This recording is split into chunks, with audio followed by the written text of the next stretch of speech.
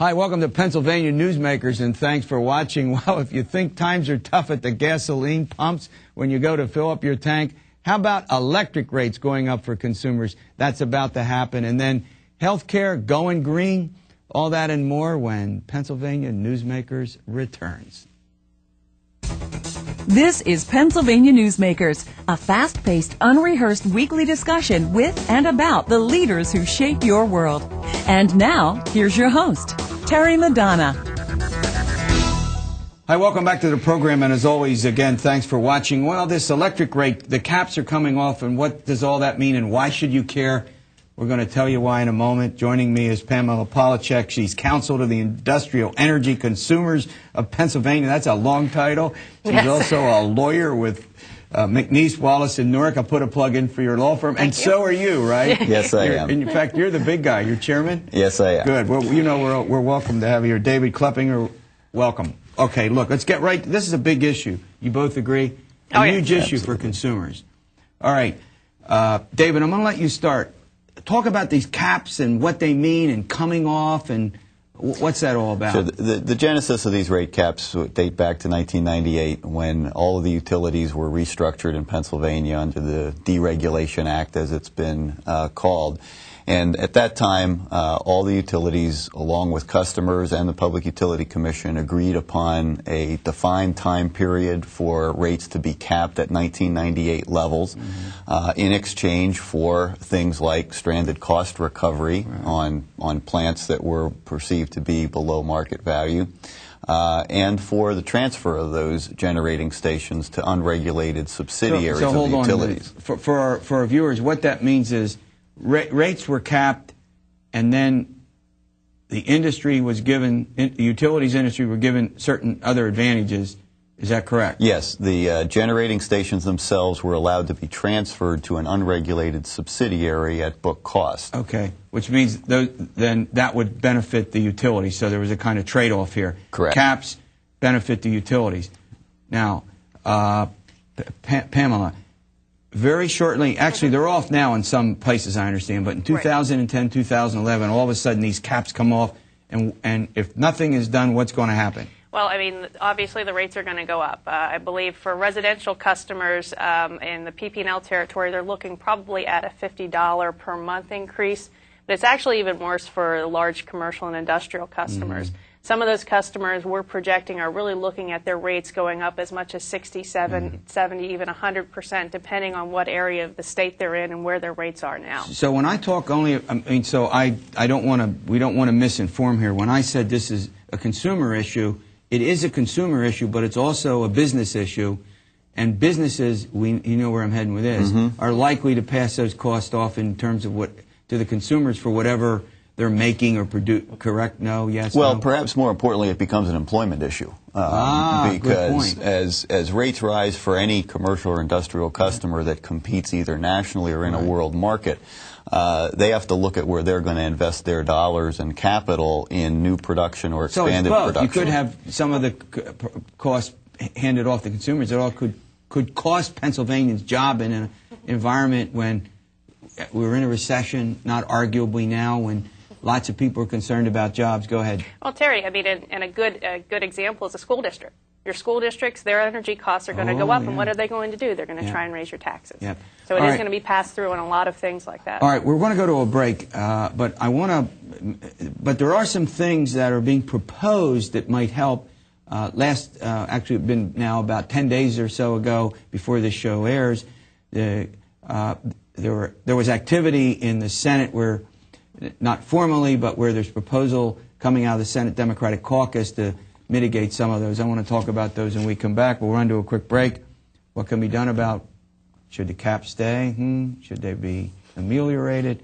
Big question. The legislature is going to have to deal with that. We'll be back in a moment. This broadcast of Pennsylvania Newsmakers is presented by the Pennsylvania Chamber of Business and Industry, the statewide voice of business. This broadcast of Pennsylvania Newsmakers is presented by Pennsylvania Medical Society. Doctors and patients, preserve the relationship. And by the Pennsylvania Manufacturers Association. Business in Pennsylvania is our business. Hi, welcome back to the program. We're talking about these caps which are coming off electricity rates and what it means to consumers. You know, before I want to quickly get into some of the proposals that the Senate Democrats have made. We'll see if other people buy into it. We can talk about that because that's likely to take place in the fall, not now anyway. But David, I want to go to you. You know, we get into this situation of where does this energy get bought from, and is it market driven? Explain that to us. Sure. There's a wholesale market at work called the PJM Interconnection, which operates that market. I'll let that one go somewhere. Go ahead. It stands originally for Pennsylvania, New Jersey, Maryland, but since it has expanded to 11 states, and 11 states operate under the same market. That is the wholesale market for electricity. Our Pennsylvania utilities have to purchase from that electric market because they no longer own generation. The design of that market is such that the last bid in, the last unit that's needed to serve the last kilowatt hour, ultimately sets the price for all kilowatt hours. Ah, so what you're suggesting is it might not be as market driven as everybody that some would have us believe. Is that your point? Yes, there are certainly many complainants these days at the Federal Energy Regulatory Commission that are saying that this market is not truly competitive in the same sense that we know of competitive markets for clipboards, pencils, and papers. I think our viewers got that. It's a good explanation. Thanks for doing it. All right, look, we've had people on this program who say, let the caps expire, let the market work. He's suggesting maybe the market isn't going to work the way people think. There's some proposals floating around the legislature, probably not going to do anything until the fall. Right. What can be done, or what in your judgment should be done to make sure that the consumer and the businesses that you all talk about are not as severely impacted by rate hikes? Well, I mean, first of all, I think the first step is being taken because awareness is out there now with what happened at the press conference. It'll be a couple weeks ago by the time this airs. Right. Some of the ideas that they had in that press conference certainly need to be explored. We can't just sit back and do nothing and let Pennsylvania businesses either leave the state, shut down, or just pass those costs on to customers. Certainly, one of the things that was proposed was potentially looking at a kind of a public power authority or state purchasing agency. Is that something that could help? Potentially it could. Some will say another government regulatory agency. Here we go again, right? But, and again, it would always depend on how you would structure that and, whether the generation gets built in the right places. And that's kind of the thing, and one of the flaws in that wholesale market system that David discussed is it doesn't provide the incentive for the existing generating owners to build generation. Yeah, but how about this? I mean, tell me if I'm right or wrong about this. Aren't the utility companies phasing these hikes in over time now? Haven't they begun in some markets to allow the bills to be adjusted, or am I wrong about that? Well, PP&L has a proposal out there that's pending before the Public Utility Commission to do that, and it essentially allows the customers to pay more now. So that they pay a little now, and then you don't have to maybe pay as much later. One of these ideas that's floating around the legislature would phase in these rates over a 5-year period. Does that make any sense? Yeah, I think one of the proposals referenced in the press conference a week or two ago was the idea of limiting the percentage of increase in the next 3 to 5 years after the caps expire. That would ease the transition as long as there's not interest allowed on any under-collected amounts compared to market. Otherwise, you're just borrowing from people today and paying more at the end. That might work as a bridge mechanism until some of these wholesale market power design issues, structural issues, can be resolved at the federal and regional level. Okay.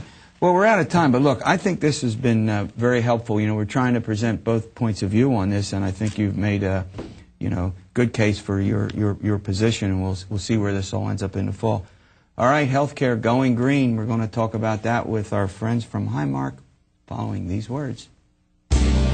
This broadcast of Pennsylvania Newsmakers is brought to you by Pennsylvania Credit Union Association. Pennsylvania Credit Unions, where people are worth more than money. To find a credit union that is right for you, check out ibelong.org. And by the Energy Association of Pennsylvania, Pennsylvania's energy information source. This broadcast of Pennsylvania Newsmakers is presented by the State System of Higher Education, 14 state-owned universities. The state system is the largest provider of higher education in Pennsylvania. And by the Hospital and Health System Association of Pennsylvania, working towards a healthy Pennsylvania. Hi, welcome back to the program. Well, as I said just before we went to break, lots of big companies are going green. Healthcare is going green. Our friends from Highmark are here, and we have Kelly Lewis, who is right here on my right. He's the president of the Technology Council of Central PA. He's also a former member of the General Assembly. I got that right. A Monroe County guy, right? Yes, sir. And then over here is Phyllis Barber. She's the sustainability coordinator for Highmark. I'll catch heck if I don't do that. And Mark Wood, he's the director of the data center infrastructure. I have the longest title of anybody back at Franklin and Marshall, but we won't go there.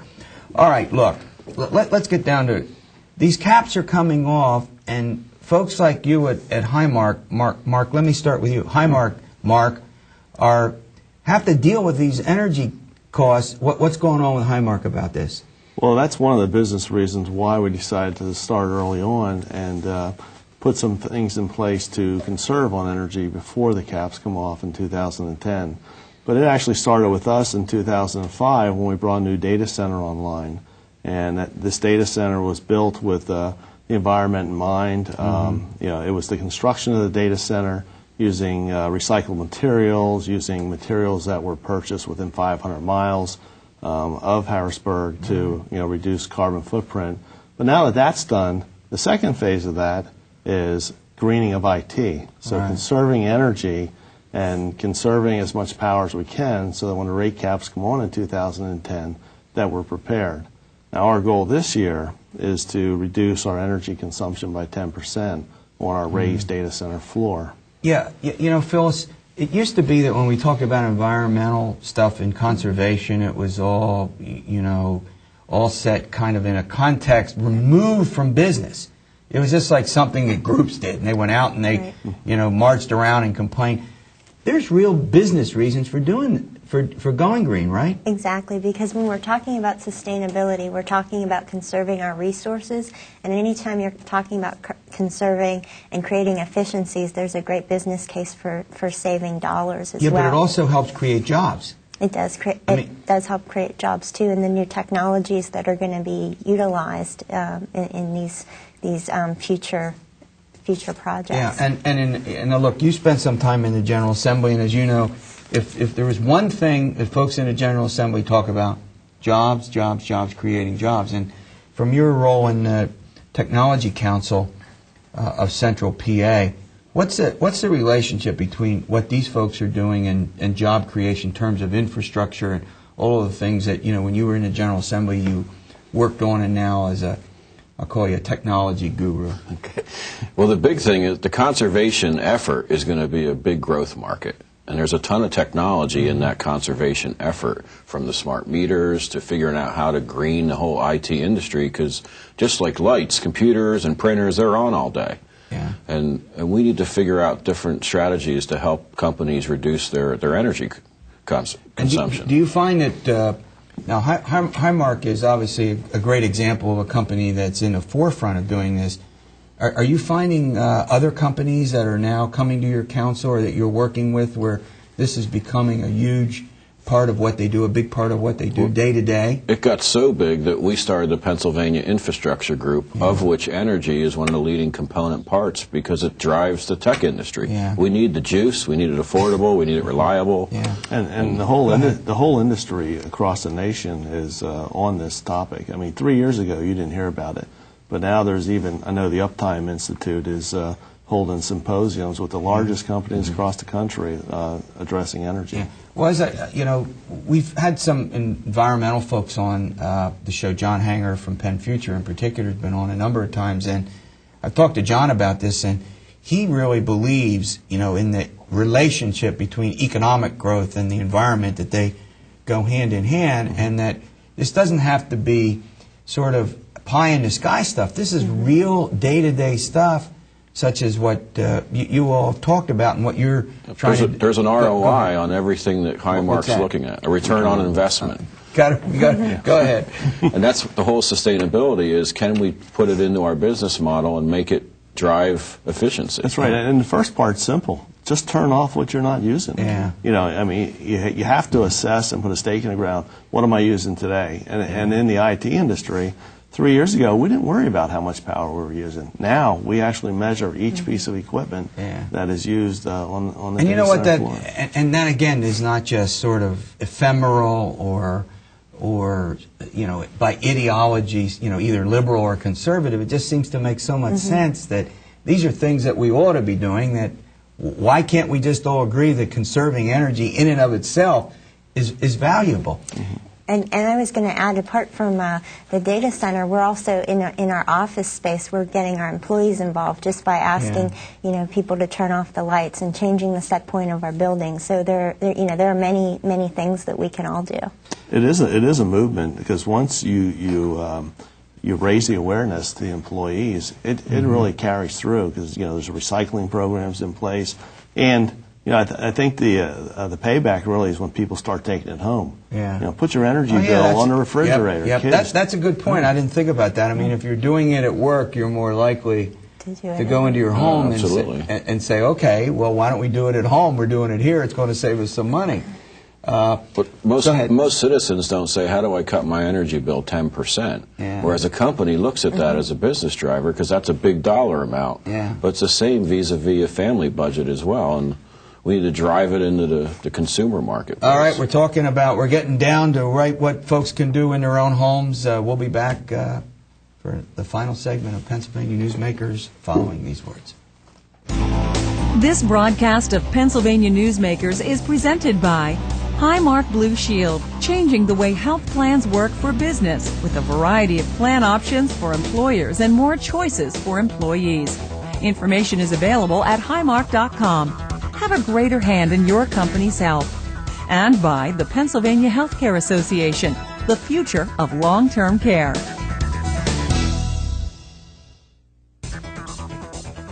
This broadcast of Pennsylvania Newsmakers is presented by Penn Future, where we believe that every environmental victory grows the economy, and by the Pennsylvania Cyber Charter School, bringing educational innovation and freedom to the children of Pennsylvania. Hi, welcome back to the program. We're talking about sustainable, eco-friendly green initiatives. That is a mouthful, isn't it? Kelly, let me turn back to you and talk about, look, these rates are going to come off, and it's going to have a huge impact, I think, notwithstanding whatever the legislature may or may not do on businesses. What does it really mean? What can businesses do to sort of mitigate the economic impact, the financial impact of the rate caps coming off? Whether it's 2 years or 4 years or 5 years, whatever that length of time is, we're going to get to market rates in electricity, and there's going to be a fiscal impact to companies and citizens. Our effort is that's going to happen, so let's plan for it. Let's work on conservation. Let's get the IT industry more green, and follow some of the initiatives that Highmark's been leading on for the last 3 years, and push that out into the and other companies to get started on it. Yeah, I guess the problem is that we could end up in a situation where nobody does anything, and all of a sudden the caps come off, and if the legislature doesn't act, the rate increases that I've seen, the projected rate increases could be from 20 to 50% or even higher. And as was pointed out in the earlier segment, I mean, this could be a huge cost to industry. I mean, it's going to hurt consumers, you know, but it's going to be this could be potentially, you know, I won't say devastating, but have a really deleterious effect on the average business, right?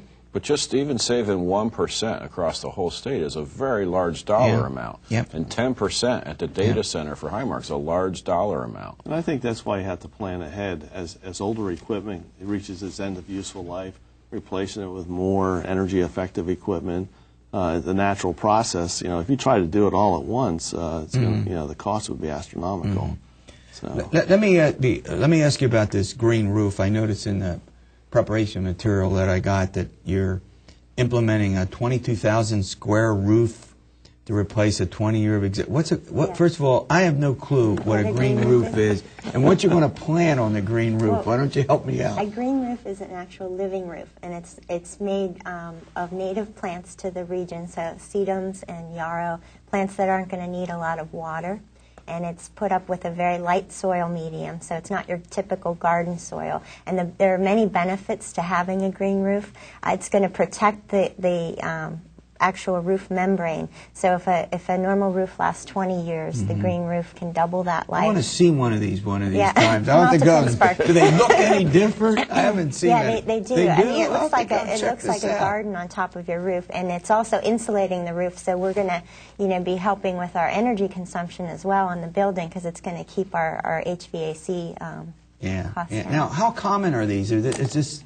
It's actually very common in Chicago. Chicago's the Really? leader in the U.S. When you look in Europe, Germany's been doing this for 40, 50, probably hundreds of years, and we're just starting to develop it in Pennsylvania. So we in the southwestern Pennsylvania area, there are a handful of green roofs, and we're hoping that Now, with this we can help do you need special builders? I mean, is this something the building industry is sort of looking at now? Yeah, we have our roofers engaged. We're in, if I can mention them, we're engaged with Santa Marca, and then we have a nursery from Johnstown, Lichtenfels, and they've been involved in green roof projects before. So there are folks throughout the country that are gearing up for this. Yeah, I guess we're going to see if this becomes viable in terms of of their business. I think we'll see more. Before we go, I want to ask you another thing about the data center and what are sort of the unique features about this that other companies might think about. Sure. Well, the data center, we built it with 3 objectives in mind. One, that it was going to be friendly to the environment, and one of our objectives there was to obtain a LEED certification, so it's a leader in energy and efficiency and design from the U.S. Green Building Council, and we achieved that with a silver certification. So what made it LEEDs? We do things like we store rainwater off of our roof and use that as makeup water for our cooling towers and non-potable water in our restrooms. There's an amazing number of ways in which you can conserve that. Yes. You wouldn't even think. Well, look, I want to thank you all for coming in. This has been a great update. I know that I've learned a lot. I've especially learned about green roofs. I'll have to take this up. And thanks, as always, for coming in. All right, we'll see you next week for another edition of Pennsylvania Newsmakers. And as always, stay well.